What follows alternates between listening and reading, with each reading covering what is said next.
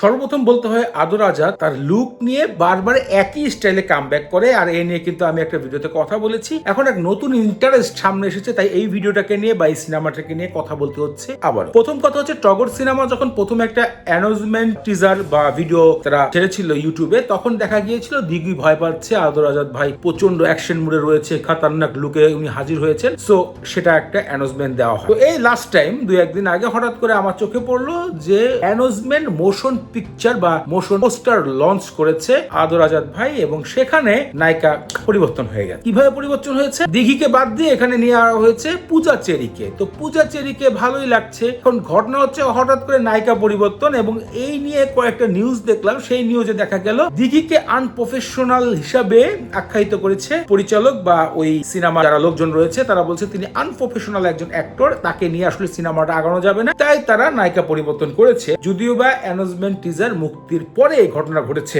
তারপরে যে মোশন পোস্টারে কথা বলবো, যে সেটাকে নিয়ে যদি কথা বলতে চাই, এটা কথা বলার কিছুই নাই, কিছুই ছিল না, কয়েকটা ছবি দিয়ে জাস্ট এলোমেলো করে দেখিয়ে দিয়েছে। ওকে, ঠিক আছে। যে কথাটা এখন বলতে চাই, যে আদর আজাদ ভাইয়ের একটা সমস্যা এবং একটা ভালো দিকও রয়েছে। তিনি কিন্তু যে গল্পটা নিয়ে কাজ করেছিল লিপস্টিক লাস্ট টাইম পূজা চেরির সাথে, সেই গল্পটা কিন্তু লাস্ট টাইম সবাই বলেছে দরদের সাথে একদম মিলে গিয়েছে।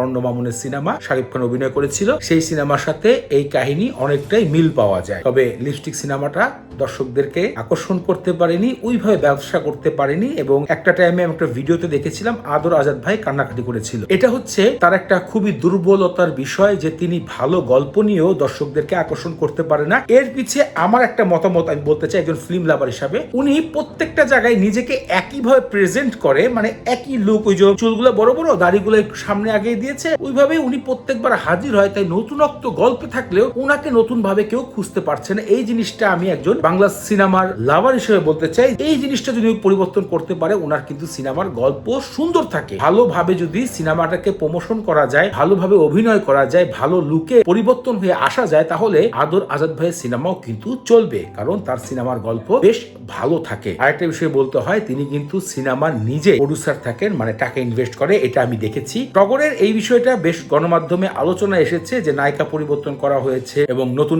যে পোস্টারটা এসেছে দর্শকরা ভালো চোখে দেখছে না, এবং সিনেমার জন্য কিন্তু এটা একটা টগরের খারাপ দিক দেখা যাচ্ছে। এবং অনেকেই বলতে পারেন যে নায়িকা পরিবর্তনে ভালো হতে পারে, তবে আমি ব্যক্তিগতভাবে বলবো নায়িকা পরিবর্তনের ফলে মানুষের কাছে একটু তামাশার দিকে টগর সিনেমাটা অগ্রসর হচ্ছে। তবে আমি মনে করি একটা কথা বারবারই, যে আদর আজাদ ভাইয়ের সিনেমার গল্প সবসময় ভালো থাকে, কিন্তু তার এখনই দরকার নিজেকে নতুন রূপে নতুন ভাবে প্রেজেন্ট করা। একই রূপ নিয়ে যেটাকে থাকতে হবে, একই লুকিং আসতে হবে না, তাকে বিভিন্ন জায়গায় বিভিন্ন ভাবে উপস্থাপন করা সম্ভব। এই বিষয়টা চোখে পড়লো, তাই আপনার সাথে আলোচনা করলাম। যারা এই বিষয়টা দেখেছেন, নায়িকা পরিবর্তন, দিঘিকে আউট করে দিয়ে পূজা চেরিকে নিয়ে আসা, তো এই বিষয়ে যদি কোনো মূল্যবান মতামত থাকে ভিডিওতে কমেন্ট করে জানাবেন। আজকে এখানে বিদায় জানাই, টাটা।